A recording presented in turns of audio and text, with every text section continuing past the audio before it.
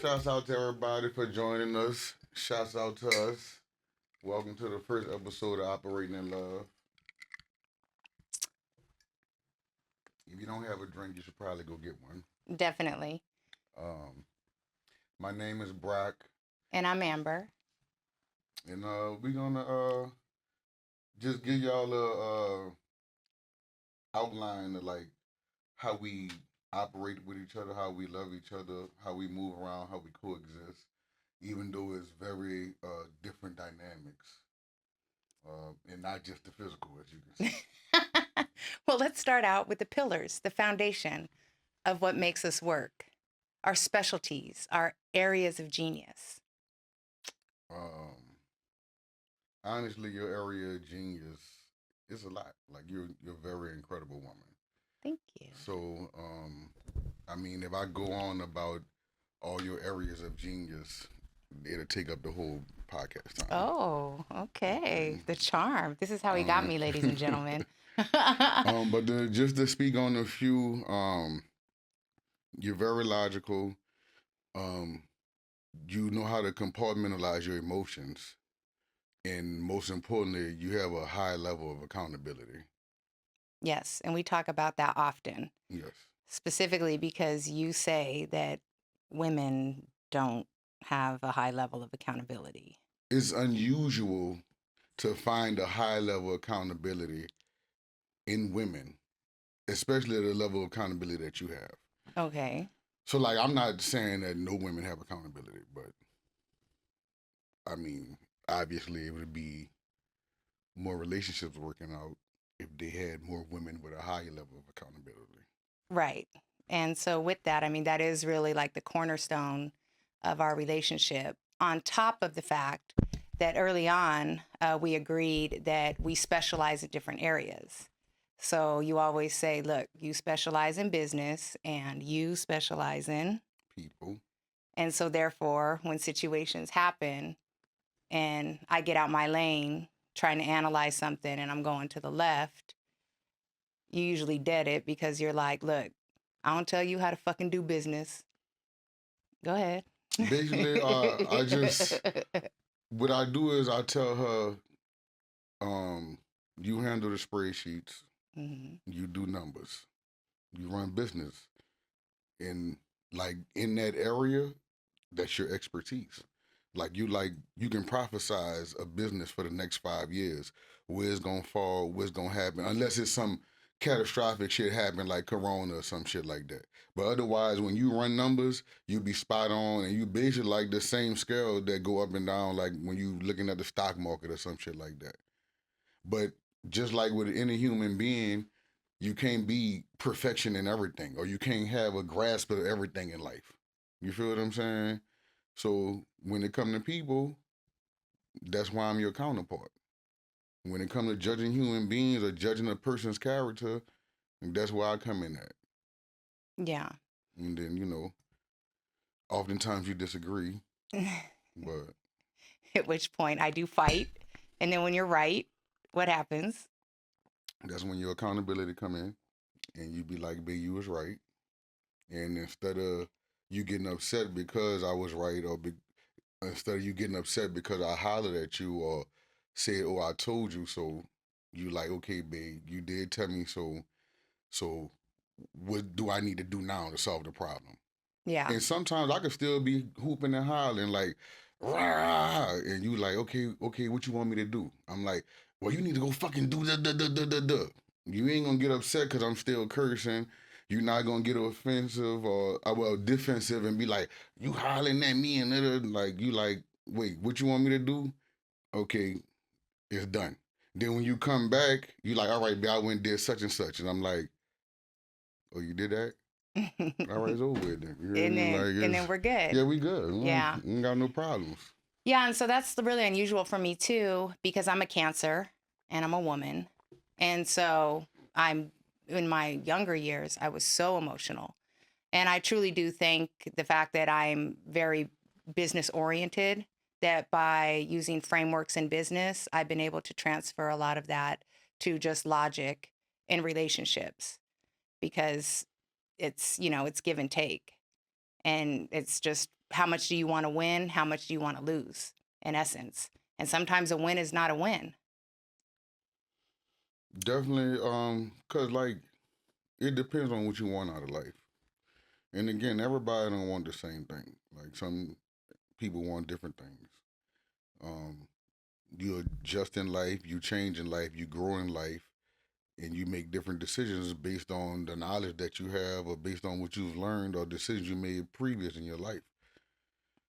So like you know what the initial thing was about the dynamics of our relationship, as far as like your whole life always been about numbers. Oh, yeah. Your whole life, all you knew was metrics and numbers. You came out the gate and you're like, oh, if I if I practice this much and do this many number of hours, I have this type of level of performance. And then the next phase in your life, you was, oh well, if I could do this many cases and I could save this many people, and then the next level in life is taking over a family business, mind you, that was in fucking debt. And then you put that whole shit on a spreadsheet and you was like, well, if I do this numbers and I email this amount of people and get these amount of customers, it all work out for me. And that's what you're great at. Yeah, and it did work out for me, but the thing that you've ended up teaching me or debunking, not necessarily a belief, but you've showed me that I can show up in a different way. You've allowed me to, dare I say, be a woman.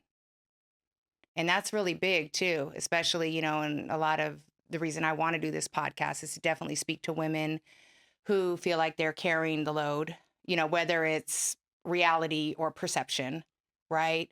And that their guards are up because of their past relationships and what have you, and that they don't do the work, because that's the other thing. Like I don't want to start over. I already know the grass is green where you water it. So not to say that I didn't try to water it in my past relationships or what have you, but I didn't have anybody that was able to sit down and, well, number one, make me feel valued in the area that I was great, but then also say, hey, but you're severely deficient in this other area. And maybe it took maturity and maybe it took so many failed relationships for me to be able to receive the message. So maybe it was timing, or maybe it was just your delivery, or the fact that you do make me feel safe and you do show up in so many other ways with your emotional intelligence, with your intimacy, and so that just allowed me to receive the information and go, no, he's fucking right. Like my energy is trash because all I do is I'm a robot. And so over the course of our relationship, it's been very humbling for me to have to build new skill sets to be a partner. I've never had to be a partner. I only know how to be a provider. So I don't necessarily think is that in the past relationships it was like you didn't understand it or this or that. I feel like what it was is like in your past relationship you only got the negative energy, and not just for you or me personally, for this is for human beings. In life, it's hard for you to perceive something from somebody who only criticizes you. Yeah.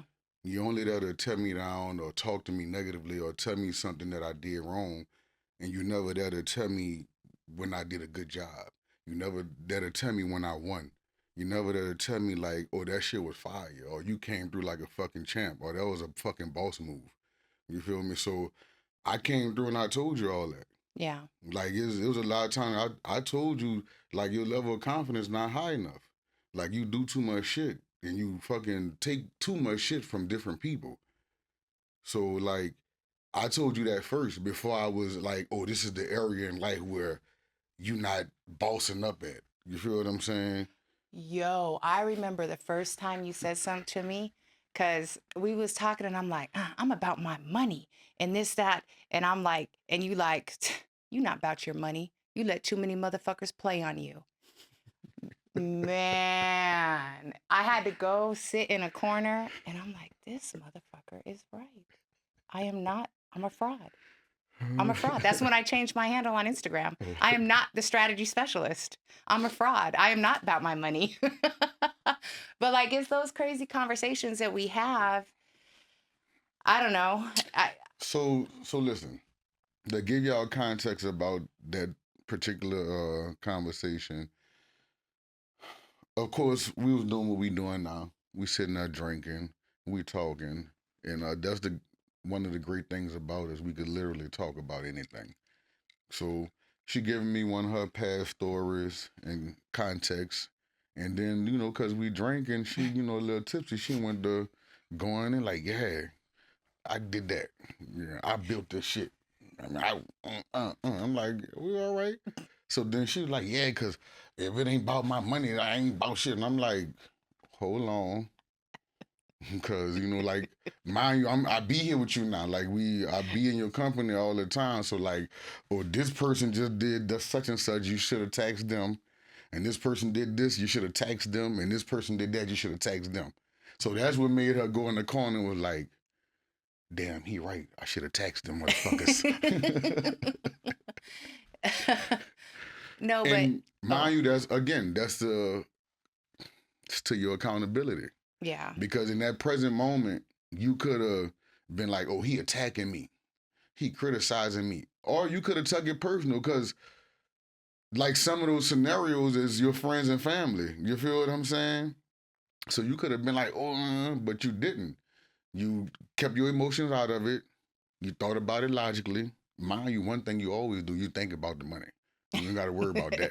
You're gonna always think about the money. So that's really what took you like, hold on, money. And so he went. I watched you go in the corner How and think dare about. you? Yeah, I watched you go in the corner. You went in the corner. You like, and then you pull out your laptop and you put it on a spreadsheet. And you like, I'm like, oh, this motherfucker really thinking. So then you come back and you like, all right, that was a valid statement. So this is how we're gonna combat that. I'm like, okay. Because I'm gonna go get my evidence. I already know. That's why I say so. But again, that's a part of your accountability. Because you could have just sat there again. You could have sat there, got defensive, and just started rambling off about anything. But you didn't. You decided to put your pride to the side. You decided to go pull up some of your information and some of your transactions you done made and go sit down and think about some of the things you done did in the past week. And then you came back with a logical answer and we sat down and talked about it like adults, which is the reason why our relationship is the way it is. No, definitely. We don't fight for. We often don't get into it. It's over. I only fight you about the people around you. Yeah. It's people around you that do shit that I'm not in agreements with, and that's the only reason we really get into it. Like, it's me and her don't get into it personally.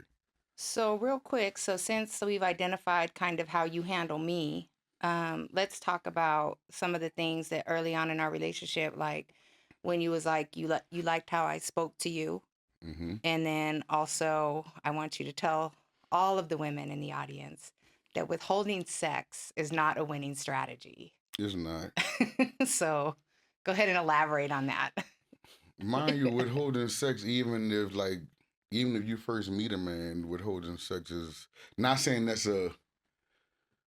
just because you meet somebody and you vibe, you should pop it off. It's not what I'm saying. You're gonna say Don't get it misconstrued. Shouts out to the fellas though.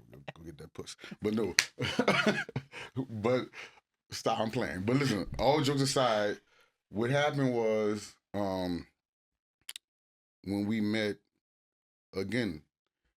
It has to do with your level of accountability. And I know y'all like, oh, he keeps saying, but it's very, very important, especially to a man. Men are very simple. If you can hold yourself accountable, we could go a long fucking way together. But you can't tell me random shit or not fucking be able to be responsible for your actions and expect for me to trust you. And then if I can't trust you, how you expect for me to take you somewhere and then trust how you gonna act or trust how you respond to my command when we in certain scenarios? There's something going on. I need you to go over here or I need you to duck down. I can't trust you gonna move or do what I tell you to do because I don't know how you rocking. no, it's powerful. So what it was with you, again, like we said, the accountability, when we was meeting, we was talking, and it was just a mature adult conversation. And it wasn't that you was like being super aggressive. You just really wanted clarification. Mm-hmm. And in the midst of wanting the clarification, I could see that's what you really wanted because you was listening. And you wasn't listening to rebuttal. You was listening to get some type of understanding. And that's a huge difference. There's a lot of women that listen to rebuttal. They just want to hear, oh, well, cause I didn't. No, that's not what we talking about. This is what we talking about. So when me and you have conversations, our conversations tend to stay on the subject matter. Mm-hmm. So when your conversations stay on the subject matter, and you can actually have a conversation about what it is the problem or what it is going on, because mine don't have to be a problem. We're just having a conversation to get a Right. better understanding. It's a better understanding of how I'm supposed to treat you, a better understanding of how you're supposed to treat me, a better understanding of how we rock when I'm with your people, a better understanding of how we rock when I'm with my people. You feel what I'm saying? That's what conversation's about. Yeah, I don't feel like we sweep things under the rug and that we hold our tongues on much. We obviously communicate with respect, which is key, but we definitely disagree on things and then state our points in the best way that we can. And so, with that said, you know, can you elaborate more on just how important it is for individuals, but primarily women, to understand that men have feelings and emotions? And even though you want to be respected, okay, so question. Do you want to be respected more than you're loved? Does love come second to respect? Everything comes second to respect. Okay. Because here's the thing. Love for men don't get love unconditionally. Mm, Men only get loved on what they can do for you. Unconditional love in with women and children. As a young boy, once you get a certain age, unconditional love don't exist for you no more. yeah. So it ain't I don't care that you. Oh, I love you so much. If you love me that much, you would take accountability for your actions, but you don't. You sit here and lie, and then you're gonna take that shit to your grave. So you don't love me that much. So it ain't about love. Is you gonna respect me? When we out in the streets, is you gonna respect my mind? When we out in the streets, if I tell you go come over here, sit down, chill out, is you gonna do that?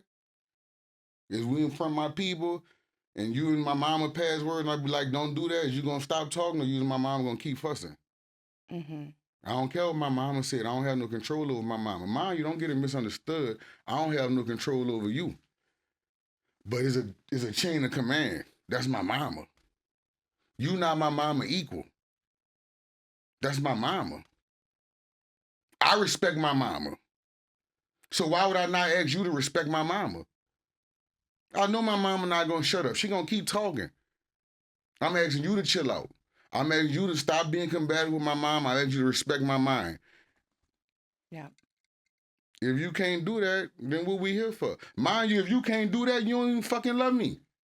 Mm. Cause if you love me the way you say you did, you respect my fucking mind. And it's just that simple. Fuck no, it ain't about love. Men don't respect. That's why men rock the way they rock with men in the street. Cause men respect each other. Real recognize real. You heard it your whole life. Everybody here their whole life. You hear it every day. That shit not cliche. Real recognize real. It is what it is. Nah, we ain't on the love. We want respect. Well, I'm definitely glad that this episode was able to extract many of your core beliefs and also the framework in which we operate, honestly. So, what's it going to be today? Are you going to give the intellectual takeaway? Or are you going to give the hood takeaway? Let's flip a coin. I mean, which one would you prefer? I mean, they're both so fun. What's on your heart? Like, what's the end? Like, Um, what's the ending message? ending message. There was so much to unpack here. Ending message is at the end of the day, some people they have in their mind, well, I'm gonna be me. I'm not about to change for nobody. This life, dog. Life is all about change. And if you're not willing to change for yourself, you're gonna be stuck in whatever rut you're stuck in. Let alone being willing to change for somebody else. But takeaways from today, um, change is not a negative thing. It's growth. And if you want to be with somebody in your life, especially if you want to be with somebody in your life long term, you need to know what growth is. You need to respect it, and you need to embrace it. Then also, as far as the accountability piece, that's just not an attack on women. It's for both of us.